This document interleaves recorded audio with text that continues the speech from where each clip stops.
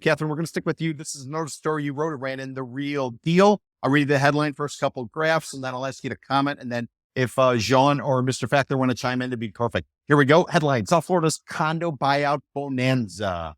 Deals are falling apart, stalling, or resulting in messy legal fights. I do expert witness work, so I love to hear this. So here we go. First couple graphs. Offers suddenly appeared under the doors of units at an oceanfront Miami Beach condo building one sweltering day in July, adding an unexpected twist to the drawn-out bulk buyout of the property. Mass Capital CEO Camilo Miguel Jr. was already in contract to purchase the majority of the units at the Mammoth 120-unit building that was constructed almost 60 years ago. But after negotiating with sellers for more than 2.5 years and repeatedly extending the closing date for many, Miguel lost trust among sellers. Enter David Martin, CEO of Terra, one of the largest development firms in Miami. A Terra affiliate sent unsolicited offers to unit owners days after the Real Deal reported on the fallout. Developers are attempting more condo buyouts and terminations across South Florida, from Brickell and Miami Beach up to Fort Lauderdale and West Palm Beach. But lately, deals are falling apart, put on hold, or resulting in messy legal fights. Katherine, Champlain Tower South collapsed.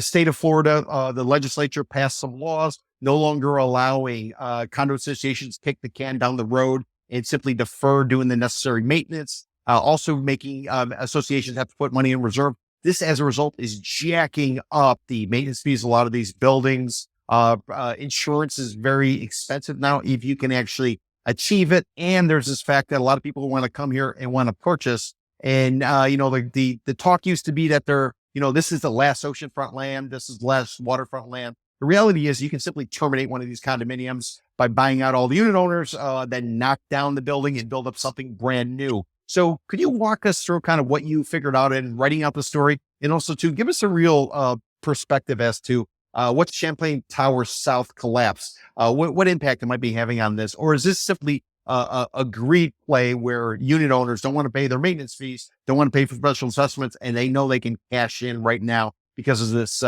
this exorbitant demand and appetite? Yeah, I think that the thing that's kind of having the biggest impact on owners in these older buildings, like you said, is insurance. And that's, the collapse obviously had a huge effect on like insurance rates. And then the legislation just makes it so much more expensive to live in these buildings because you have to maintain them, and maintaining them, even to do whatever concrete restoration today is much more expensive than it was, before the pandemic because of construction costs. So it's like all of these things are happening at once. And a lot of owners, they can't afford it. They don't really understand it. And so you also have developers coming in and taking advantage of that. And, they may or may not be employing shady tactics to kind of get in there. But one thing I will say too is that at the building that I highlighted at the Amethyst, the developer, Mass Capital, through real estate agents, was, I'll say allegedly just to be safe, using the threat of, the safety, the idea that this building is not safe before the collapse to get in on that building. And once the building collapsed, these agents were again repeating that rhetoric of, look what happened. This is going to happen to you. You have to sell to me. So I think it's a lot of things happening at once, but with what's going on in the financial markets, these deals are not necessarily going to go through right now, So it's kind of like then the owners who are in these buildings are on the hook to maintain the buildings regardless. That's right. That's right. And what I will mention is, a building that is old, let's say built before 2000 something, 2000, a lot of the changes that occurred after Hurricane Andrew back in 1992 started to kick in. So some of these older buildings, now, if they're in a waterfront location, they're going to be sought after, and a developer will say, okay, let me terminate it, knock it down and build something new. Katherine, what happens to the buildings that are located in, the middle of, for lack of a better term, nowhere, some regular community? What developer is going to want to take out these condos? And if it's an old building, how are these unit owners going to be able to pay for and afford all the necessary work, and as well as the reserves? Anybody discuss that? I mean, the good location buildings, I can see I can see what happens there. What about the not so good located old buildings? Yeah. Have you got any insight on that? Yeah, I think they're across the state. there have been condo to multifamily conversions. So a developer will go in, they'll probably pay much less than you would get on a waterfront property, but they'll go in and they'll buy out the owners and they'll just convert it to apartments. They can afford to do the maintenance.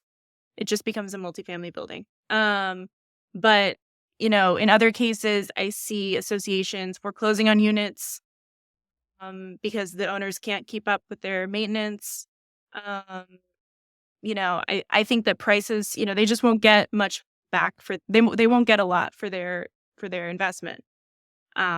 Basically, that's kind of what I think will happen.